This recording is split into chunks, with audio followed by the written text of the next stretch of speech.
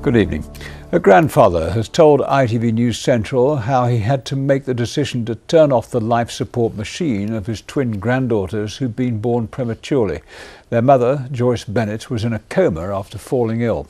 In an exclusive interview, her father Joe told our reporter Mark Goff of the bittersweet moment he saw his daughter emerge from a coma, only to have to tell her that her premature twin babies had died. Joe Bennett cradles his granddaughter Melody, born prematurely, with her twin sister Rose. Soon after these pictures were taken, he had to make the terrible decision to turn their life support machine off. We spoke to him today about the tragic events of the last few weeks, how his daughter Joyce, the twins' mother, had fallen into a coma, of her premature baby's battle for life, and how Joe faced that bittersweet moment of seeing his daughter emerge from the coma, only to have to tell her that her children had died. Joyce came round at the weekend after 19 days in a coma. I was walking towards the bed, right, and I was like, whoa, what's going on? You know what I mean? And because she can't talk because she got the trachea still, like, you know. And she's trying to mouth words, yeah, and couldn't understand it properly, so I wrote down the alphabet on a piece of paper, and she pointed to the letters, and the first thing she spelled out to me and her mum was, "I love you." You know what I mean? And everyone started crying, like even the nurse with a tear in her eye, like, you know. And then the terrible moment, Joe had to tell her her babies hadn't survived. I told her the truth from what, because she said what happened, and I told her, you know, that she said sorry. I said, you got nothing to be sorry for, like, you know.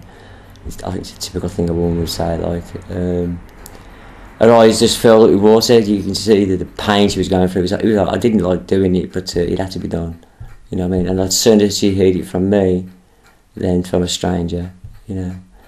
She's took it quite well, but it's early days, yeah. It's got to sink in, I think, like, yeah. It's a bittersweet, isn't it? Yeah. I'm so lucky to have my daughter, right? Because if it weren't for the people who brought them in, the ambulance and the police, we could have lost the three of them, you know what I mean? And it's wonderful.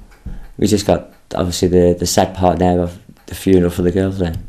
For me, it was very painful. No one likes to be the bearer of bad news, you know what I mean? And this is tremendously bad news for her.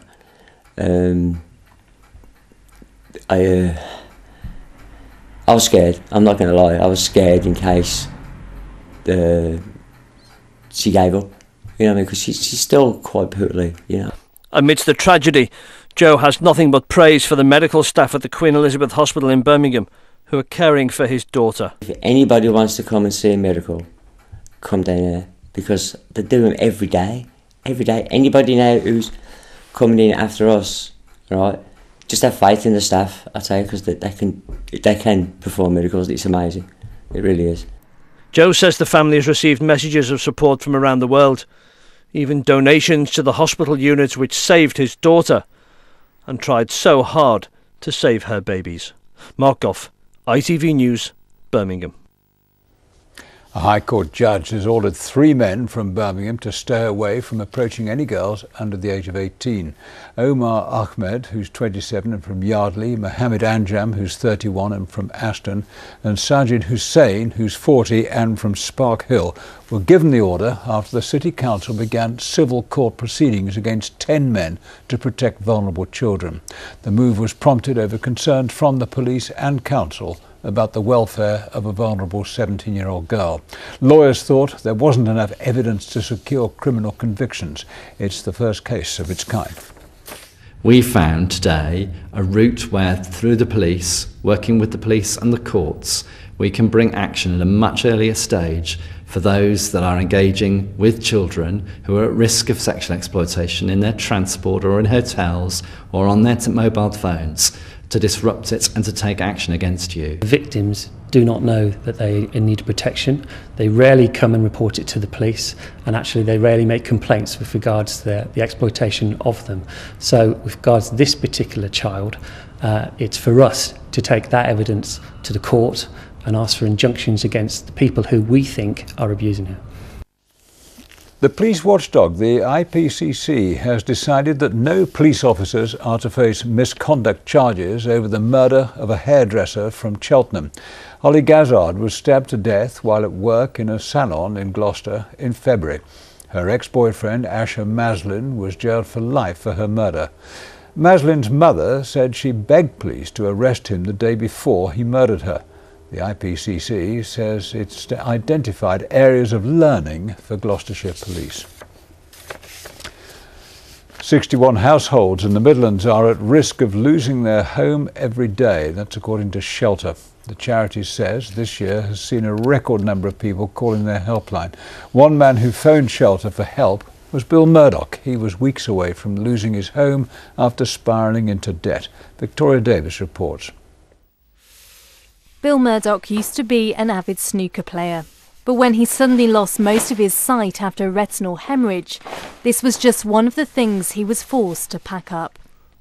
After years of being a bus driver, Bill had to leave the job he loved, which meant he also lost his income. That obviously led to problems with paying bills, i.e. the mortgage, council tax, and all sorts of bills, you name them. And that led to the debts mounting up.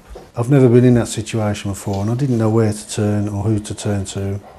When Bill was faced with having his house in Birmingham repossessed, he decided to phone the charity Shelter for help, who gave him the legal advice he needed to keep his home. How close were you to being homeless?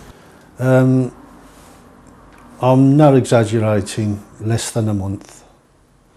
Less than a month we had, and the house would have been on the market. And we would have been on God's good grace then. I was just glad I could turn to somebody, and somebody could be there for us at the end of the phone line. Statistics released today by Shelter reveal there has been a record high in the number of calls from people in the West Midlands on the brink of homelessness. Last year, advisors took more than 13,000 calls, of which 3,500 were from people who faced losing their home, a rise of 28% from last year. Well, there's no doubt that thousands more families are struggling compared to last year. The numbers coming through compared to 2012 in particular, we've seen increases across the country. What we're hearing is that people are struggling. They're struggling with high housing costs. They're struggling to make their rent, their mortgage payments. It really is becoming a matter of cutting back on essentials just to meet the rent. And for some families, it becomes a struggle too far. Bill now has his finances back in order and a roof over his head. Something he says he can't be more grateful for. Victoria Davis, ITV News.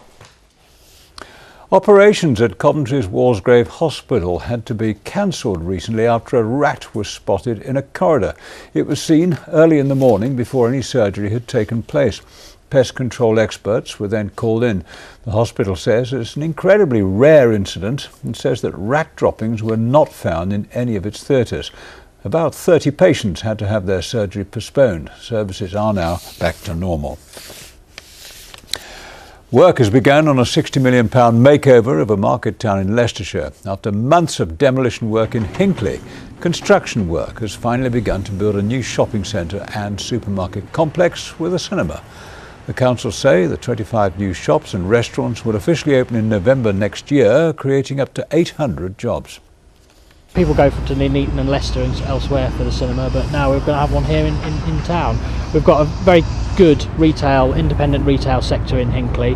What we're hoping for is it's going to bring some of the bigger names that we need in as well. So I think it'll benefit the town, but I do think it's going to increase competition with our business. I think it's great. If it's something for young people in this town, that's absolutely fabulous. It will bring more people into the town and keep more customers in the town, so it can only be positive. It's great to see it coming out of the ground finally. Now, we know that you value local news, so we've launched our very own app, giving you the news for free where you want it and when you want it. So, wherever you may be in the Midlands, you can get the news that's happening near you or stories from any area across the country using the ITV News app. It's available to download for free now.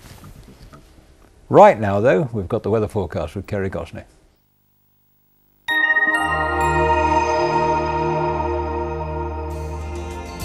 Wishing you a warm winter. Solar PV from Northern Gas Heating sponsors the ITV local weather. Hello again. Mist and fog overnight tonight, leading to a rather grey start as we head into Thursday, but it should be a mostly dry day tomorrow. A few brighter spells coming through as we head into the afternoon. So overnight tonight, there is a threat of something a little bit more damp pushing into the far southwest of the region, but for most of us it is dry. 1 or 2 clear spells, but quite a bit of cloud coming and going throughout the night. Fairly chilly if you can get shelter, lows of 4 or 5 Celsius, and mist and fog developing and lingering into the first part of Thursday. So a cold and grey start tomorrow, the wind's fairly light, gradually lifting, a few brighter spells for the afternoon with highs of 9 or 10. Take care. Solar PV from Northern Gas Heating sponsors the ITV local weather.